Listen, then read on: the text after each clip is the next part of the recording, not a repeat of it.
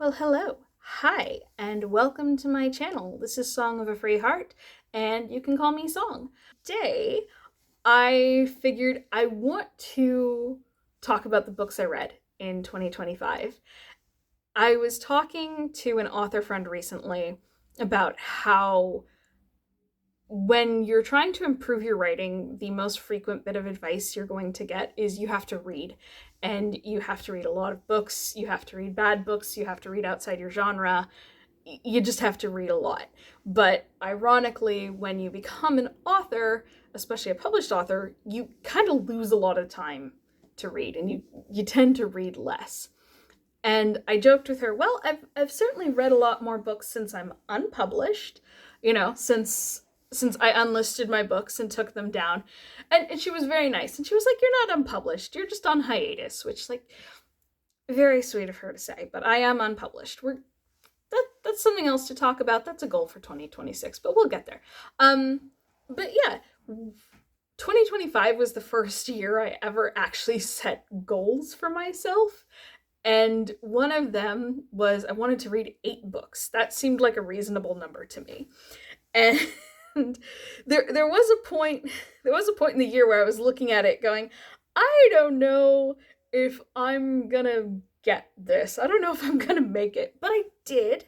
I'm very happy about that, and so we're gonna talk about it today, because why not? Looking back at the goals I made for 2025, I think I'm lucky if I achieved like half of them, but I did make this one. And that's why this is the one we're going to talk about, okay? Okay. I keep saying that. All right. I've I've gone through my bookshelf and my Libby and Audible and everything to make sure I didn't miss anything, and I think I came in right at 8 books. Maybe 9. Actually, I think it is more than that if we count the comics. But let's get started. More than a few of what I read this year was audiobooks, which still counts as reading, despite my air quotes there. Audiobooks are books. It is still storytelling. It is still reading. It counts. Okay, so we need to start with Under the Oak Tree Volume 1. I have been reading the webcomic of this for years.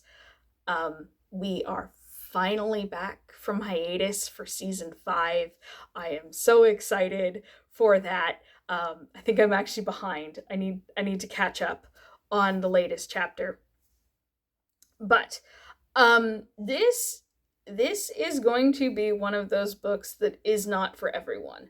If you have read webcomics and you are aware of some of the tropes, specifically toxic aspects of romance that are standard there,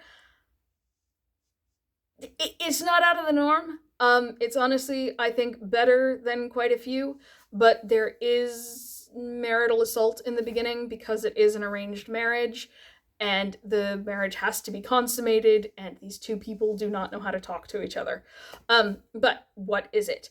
Under the Oak Tree is the story of Maximilian Calypse, who is the forgotten and abused daughter of a duke, who is forced into an arranged marriage with Riften.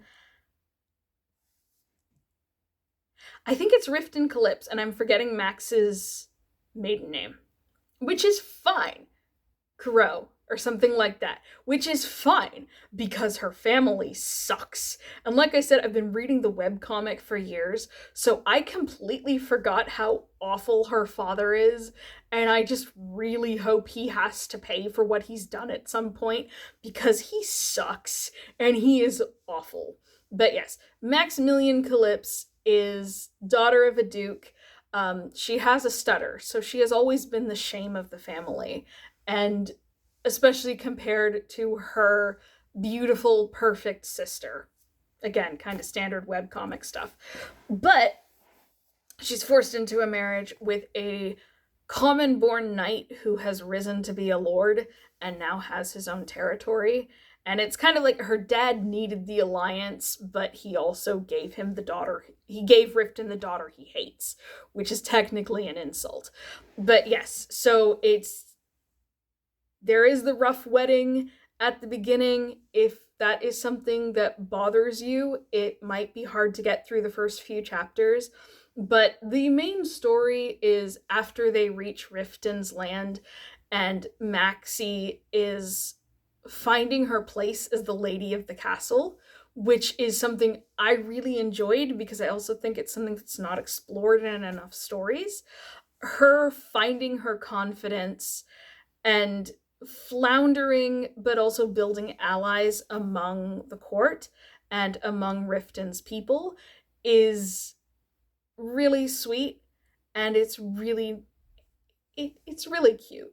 Um and Riften, even when Riften is extremely frustrating and I want to shake him and smack him and tell him to talk about things,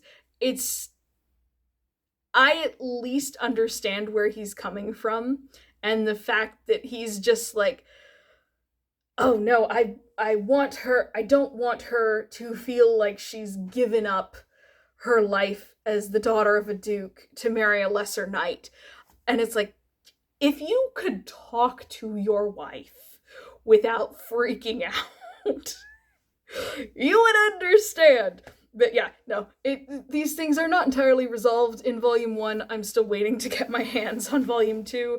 And even in the webcomic, we're at Season 5, and these two are still barely making progress. I enjoy the writing, and I enjoy the story overall, so I'm going to keep reading the series. Again, I'm very happy the webcomic is back on and back from hiatus. If you are okay with those somewhat toxic tropes from webcomics, and if you think you can handle the rough wedding night and the miscommunication, I like it. And especially for a webcomic, I hate to say this, a lot of webcomics I've read do not understand politics, especially medieval politics, and I've read some crazy lines in some of them. This one actually knows what it's doing in terms of world building, so if you can get past those rough elements, I highly recommend it. Next up, we have Blood Herring and Blood Renegade, which are books 1 and 2 in a trilogy, so I'm just going to do them as one. Full disclosure, I got these audiobooks for free from the author because she is a friend of mine. But I can fully say I really enjoyed these books. So what is it? Vampire Buddy Cop Mystery. This is a world where it has been revealed in the last few years that vampires are real, and they have always been real, and they are living in the shadows. And this has led to absolute chaos as the world tries to figure out how to process this information. Enter Gabe, our main character, who is a police detective who has specifically been assigned to the vampire crimes unit due to his absolute hatred of vampires. And he is investigating a murder that looks to be perpetuated by a vampire. And then we have the vampire Lily, who and is a private investigator who ends up running into him. And this leads to, I can't say shenanigans, because this story is a bit too dark for that. But it leads to their mutual investigations overlap and cross paths, and their paths keep crossing, and they end up working together. And that's book 1. I won't go into book 2 because that would spoil things, but I will say really enjoyed this book. The 3rd book came out in October. I haven't had a chance to read it yet. I'm so sorry, Drake. But I'm really looking forward to finishing the trilogy. And yeah, highly recommend. It's a lot of fun, a little bit bloody, a little bit dark, but still really good read. Highly recommend. Okay, this one is a bit of an odd one out, but I'm gonna include it just because, and this is the first How to Train Your Dragon book. I love the How to Train Your Dragon books. I love the movies too. Well, I love the first 2 movies. The thing is, if I put book one against movie one, I'll pick the first movie every time. But if you make me decide between the series, the book series, and the movie trilogy, I will pick the book series just because I think the book series is so much better at handling mature themes. And here's the thing, look, the movies are an incredible story of friendship. The books, on the other hand, are a story of the sins of the father being passed down. They are about what it takes to be a true leader. They are about the price of slavery. They are about the consequences of our actions. And I just think they are a lot more once you get to the later books, they are a lot more interesting than especially what the third movie tried to do. Like the third movie tried so hard to be big and grand and epic, and nothing they did came anywhere close to Hiccup facing the Dragon Furious at the end, and the weight of the decisions that Hiccup and Furious had to make. And again, that's all in like book 12 or book 15. So it's like the first book, by comparison, is just a cute little romp. I think it was like maybe a 4-hour audiobook read by David Tennant. But it is fun and it is cute. And I had so much fun returning to it. And I really want to reread the whole series. And that's one of my goals going into 2026. And if you haven't read them, highly recommend. The first few are very silly. It's really around books 5 and 6 when you really start to see the story come together. But this isn't a case of, oh, you have to read the first few books before it gets good. These are still good, fun stories. It just all starts to come together and you see what it's building to around book 5 or 6. Back to physical books. Ta-da! Prince of Song and Sea. This... I don't know how I feel about this book. So, Prince of Song and Sea by Lindsay Miller is from a line of Disney Prince novels. It is a retelling of The Little Mermaid from Prince Eric's point of view.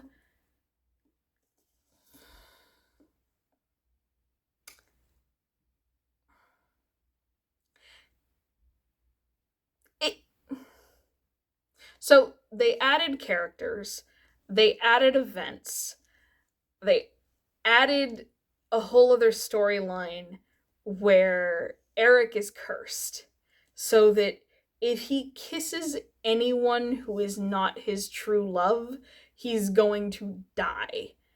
You can see how that's a bit at odds with Ariel's "you have to get him to kiss you before the third day."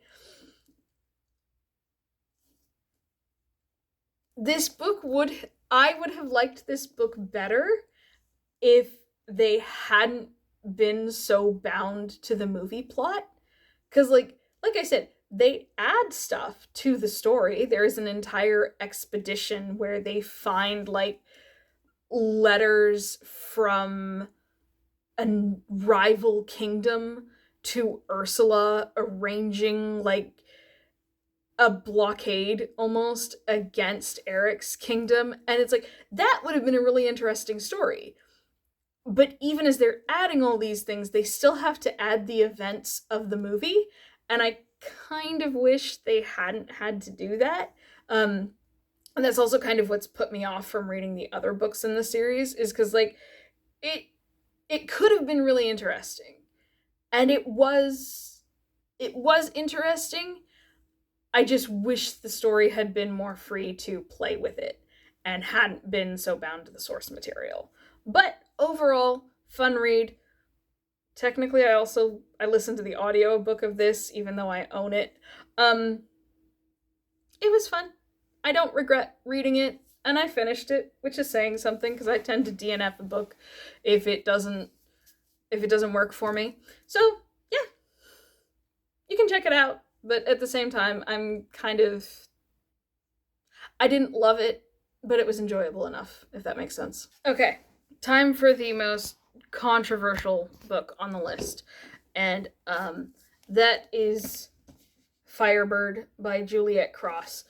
This one first came to my attention during the marketing earlier this year, where people were debating whether it was. Look, this is a dark fantasy with a master slave romance, and some people were really upset about that. I've seen people claim that it was not marketed properly. By the time I saw the marketing, it was very obvious that that was part of the story. So, like, I cannot speak to the initial marketing. Personally, a God, this is gonna get me in trouble. A master slave romance doesn't bother me. So what this takes place in a fictional ancient Rome, where instead of being nursed by a she-wolf, Romulus and Remus were nursed by a dragon, which thus gave them and their descendants dragon powers and the ability to turn into dragons. I will say Juliet Cross did her research on ancient Rome, both historically and even in the language that she used. And it's like the evil emperor is pretty clearly based on Caligula, based on some of the details, and like not strictly Caligula. There's other aspects to it as well, but very clearly some influence from Caligula. And like the book says in the foreword, like, hey, this is based on ancient Rome, which was an extremely brutal time, and as such, this book is kind of brutal. It really is going to depend on your sensitivities, whether you like this, and whether you think it's okay. Personally, I thought some of the controversy was completely overblown, especially after I actually read the book itself. So, what it is, evil emperor has a nephew named Julianus who meets a witch in, I forget where she originally comes from, but my one thing was they initially meet when she's 17, and I'm like, that is questionable. You did not have to do that. I kind of think I know why you did it, but you didn't have to do that. That's one thing where I'm like, okay, it's not even that it bothers me too much. Again, this is going to get me in so much trouble. It's not even that it bothers me too much. I'm just looking at it going, you should have known people would take issue with that. You should have known. It's one of those things where, like, you didn't have to do that, and you could have avoided a lot of trouble. There were people claiming that there's pedophilia in the book. There's not. Nothing happens when she's 17, and they don't really meet or do anything until she's like 23, 22 or 23, I think. But he met her initially in the prologue, and then he meets her like 5 years later when she's a witch who's been rebuffing Roman attacks on the Celtic village where she's leaving, and she's captured, and he takes her as a slave to protect her. And one of the things is, it's like, technically on paper, is it a master-slave romance? Yes. But she has so many privileges as a slave, and he is so lax about it that it's kind of like, okay. It didn't even feel like there was that much power play at all. Look, I talked earlier about how I read webcomics. Compared to some Korean webcomics I have read, this was nothing. And, like, I don't even read dark romance. Okay, I'm not a dark romance girl. The controversy felt like a whole lot of nothing by the time I actually read the book. And I don't know, I didn't even love it. I would give it like a 3 out of 5 if I had to do a star rating. And like, I'll read the next book. But overall, like, it was fine. And I have a great deal of, I'm very impressed with the world building that she did and all that. So, you know what? If you're okay with those elements, I think you might enjoy it. It's one of those stories that, like, I would have liked more of the political intrigue angle, which felt like it was kind of shallow. But overall, I wasn't expecting it to be amazing, so like I got what I paid for, essentially. And yeah, I'll check out the sequel when it comes out. It's supposed to be a trilogy. So, but yeah, the world building is interesting, and the take on the story of Medusa was also interesting. So yeah, if that interests you and it doesn't bother you, check it out. Now we get to the fun part, which is the comics.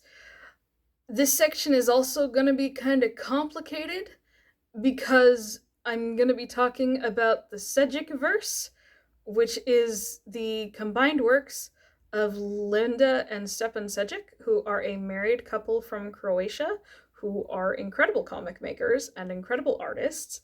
The thing is, all their stories are set in the same universe, and I am trying to figure out how to explain this in a way that isn't going to sound absolutely insane.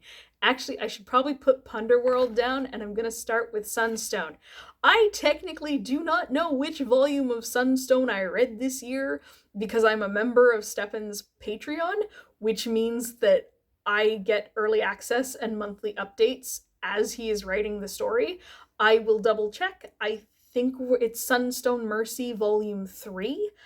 I think if I'm wrong, I will put it on the screen. But yes, Sunstone is a BDSM slice of life romance. And I know that sounds strange, but Stepan Sejic is one of the most amazing character writers I've ever read. And that is on full display in Sunstone, where he uses BDSM as a way to examine relationships between people and kind of power structures, but also like how the things we don't say can cause a relationship to break down, and also how expecting someone else to know what we need or what we want can lead to us making things worse, as well as like currently in Sunstone Mercy, which follows a different couple than regular Sunstone, is it's how things break down and how boundaries can be pushed, and I highly recommend it. These characters are some of the most lovable idiots I've ever had the chance to read about.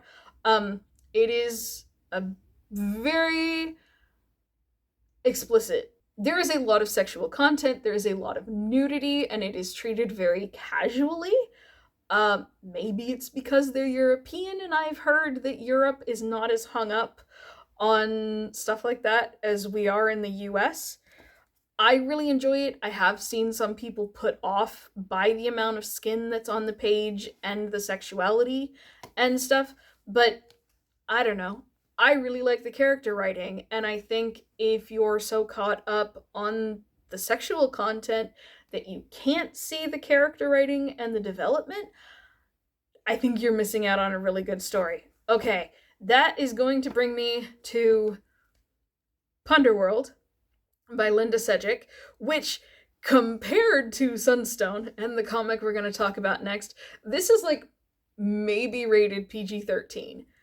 Quite frankly, it's what do they say? It's rated teen. Teen plus specifically, but this is a retelling of Hades and Persephone as a romantic comedy. It is very cute and very sweet. I've been obviously I've been following them for a while, and I remember the first piece of art that she did that kind of kicked off the whole story, which was a drawing of a drunk Persephone crying because she didn't have enough hands to pet all of Cerberus's heads. that is the vibe of this story. It is a lot of fun. It does fall into the Demeter is the antagonist, which in a lot of cases I would take issue with in retellings because it does kind of misunderstand the whole point of the Demeter, Persephone, and Hades myth, quite frankly. But in this case, I think it's handled well, certainly better than in Lore Olympus. And Persephone is given more agency than in Lore Olympus. I'm just gonna be honest and say it. The art is really pretty, and I really enjoy this book. I really enjoy the story, and I already have volume 2 on pre-order because it comes out next month, or not next month, next early next year. Um, I'm not on her Patreon, so I don't get the monthly updates with that, hence why I have already ordered a physical copy. But when you flip to the back of the book, okay, on the last page, there is a clip from what is called fine print. I spent like 4 minutes searching online to find the subtitle when it was in the back of the book that I had in my hand. Okay, so next book we're talking about is Fine Print, or How a Divine Contract May Not Be the Best Cure for a Broken Heart. This is another mature one. I enjoy having a book to hold around, but I unfortunately don't have a copy of Fine Print. I love Fine Print so much. This is the story of an absolutely terrible person named Lauren Thomas. So, Lauren Thomas is a model who has just been blacklisted from the industry and is realizing that she has kind of blown her entire life up.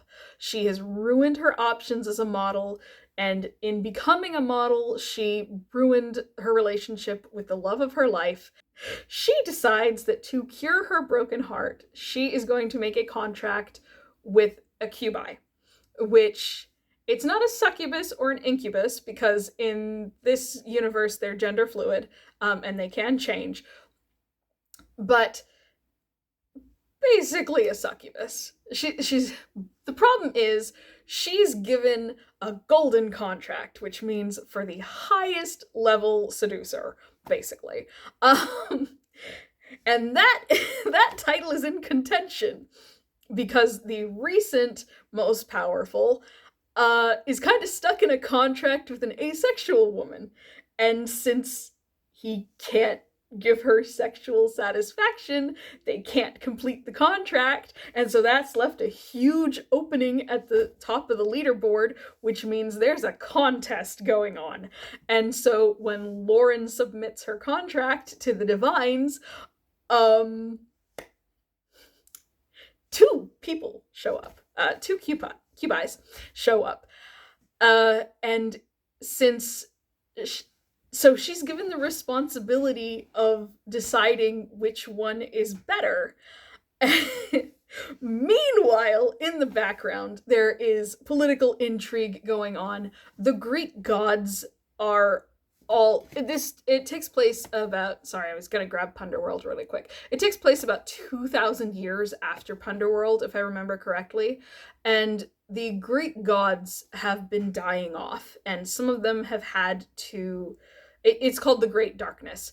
But some of them have had to kind of shift their specialty, which led to a really shocking twist in Volume 3, which is the one that I've been reading this past year or so. And I believe it comes out officially early next year. We're supposed to get the finale for Volume 3 in a few days. So technically, I can't say I finished Volume 3 this year. Hi, editing song here. It's January 1st, and Cedric dropped the final update for Fine Print Volume 3, and obviously I am not going to give any spoilers, but I will just say I was screaming at some of the reveals in the last few pages, and it is absolutely amazing. This book is supposed to officially be released in a few months, And I'm about to go into how there's a lot of sexual content in this book. There's a whole lot of skin on display. But if you're okay with that, I highly recommend it. I love this series so much. There's a reason I go off about it in this video. No, this book was so good, and I am so excited to see where the rest of the series goes. Again, like Sunstone, and in some ways even more than Sunstone, there is a lot of skin, and there is a lot of sex. And Lauren Thomas is a terrible person, and you kind of hate her, but she's written so well. And like I talked about how Stephen Sedgwick is my favorite character writer, and as such, he nails Lauren.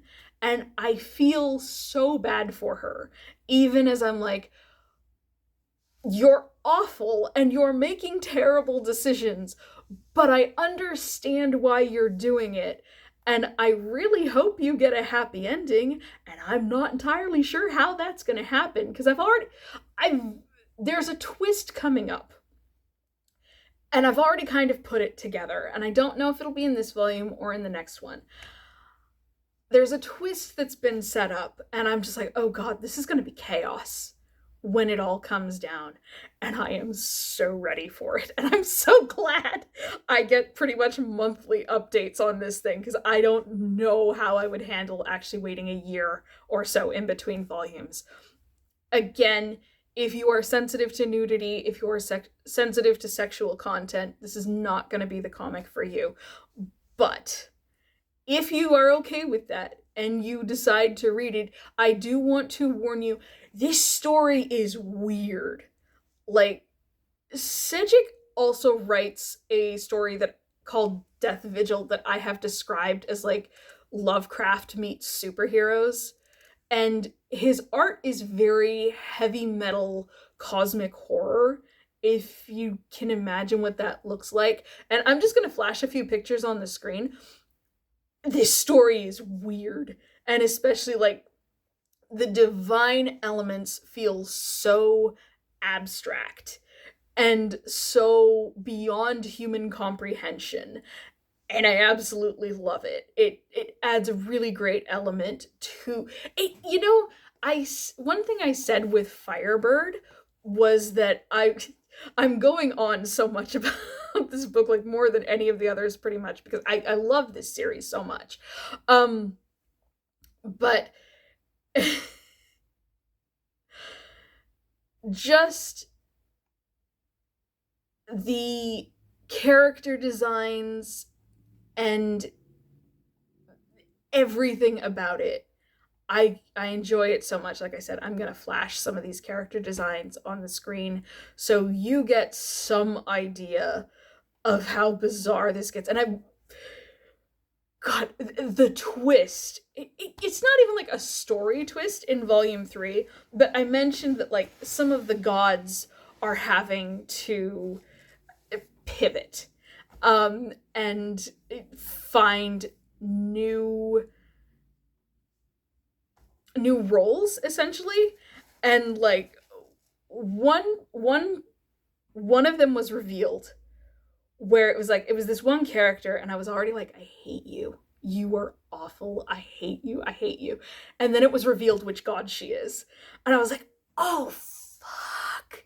I literally dropped my phone as I was reading it. I just totally mind blown. I need people to talk to about this series. So like, if you've read it, please let me know, because and it specifically if you liked it, because like I don't know if I really have patience for anyone who's gonna freak out over the nudity or the sexual content of it. But like, yeah, no, I can't. If you're okay with that, if you're an adult and you're okay with that, I cannot recommend Fine Print enough. It is so fascinating and so emotional and so good. And with that, I think that actually wraps up my reading list for 2025. Again, you can tell, like, of all these things I read, Fine Print is absolutely my favorite. And like I've been following it since its conception, like five or 6 years ago at this point, I think. Yeah, just really enjoy it, and I think you can tell that. But yeah, highly recommend if you're okay with that content. But yeah, okay, I think that is all my books for 2025. I don't think I forgot anything. Um Before the end of the year, I will probably finish a couple volumes of Sarah's Celestial Legend. Hey, so it's January 1st as I record this. Um, as I was editing the video, I discovered that a bunch of clips got lost, in particular, my what I want to read in 2026, or books I might read in 2026.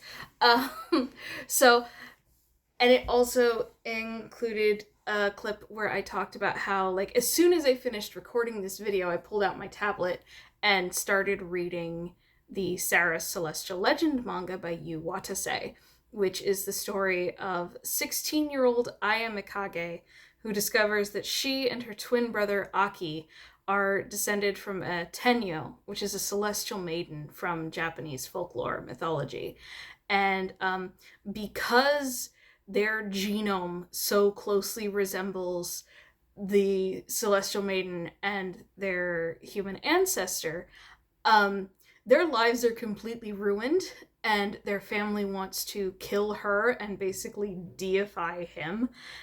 And so she's on the run from her family, trying to figure out how to get back to having a normal life. And she's 16, by the way. Like, this all goes down on her 16th birthday. And I'm just looking at my background and realizing how, like, everything I own is clustered in this corner, because another video clip I tried to record earlier today was in that corner. And there's like, and I was like, oh god, the walls are too blank. No, everything is over in that corner, of course. This is me sitting at my desk. But yeah, no, I first read this manga when I was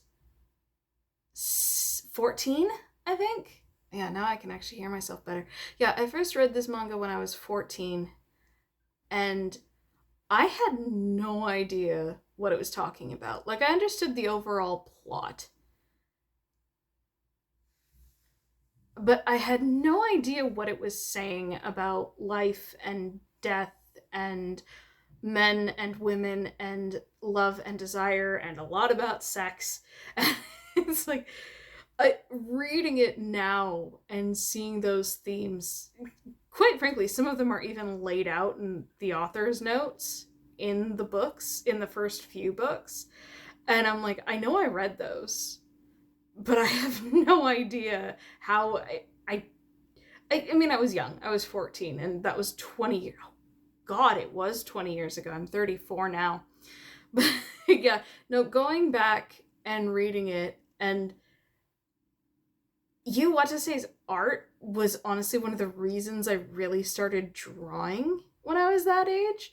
And like, I remember for a long time, all I was doing was like trying to copy some of her panels and just trying to imitate her art style, which is something there's a few panels that I'm looking at and I'm like, I'd like to try drawing those in my style, but also to see what I can go back and learn. But that's a whole thing for another time.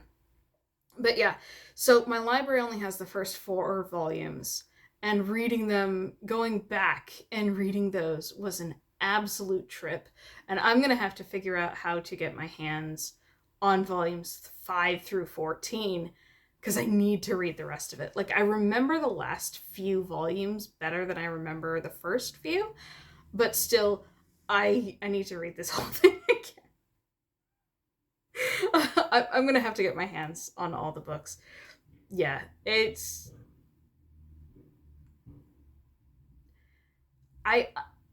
I may not have understood it back then, but like, it still had a huge impact on me at the time. And looking back at it now, I can see why. Even if I didn't understand it then, there's a lot of themes that kind of fascinate me. And I can also see kind of how that writing style shaped me a bit at the time. Because I loved Yu Watase's writing style. Anything by her I could get my hands on at the time. I was reading it. So I want to finish that, and I want to revisit some of her other series. But yeah, no.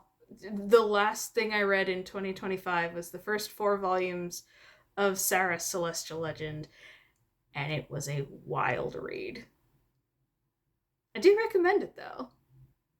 But yeah, wild read.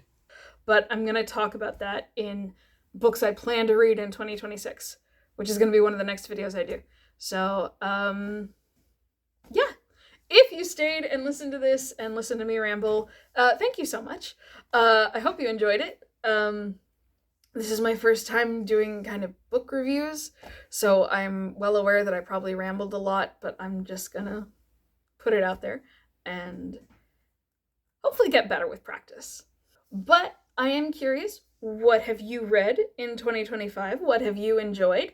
Let me know if you read any of these books and what you thought of them, or based on this, if you have any recommendations for me to read next year. Yeah, I'm gonna wrap this here. Until next time, stay safe, take care, and I hope to see you again soon. Bye-bye!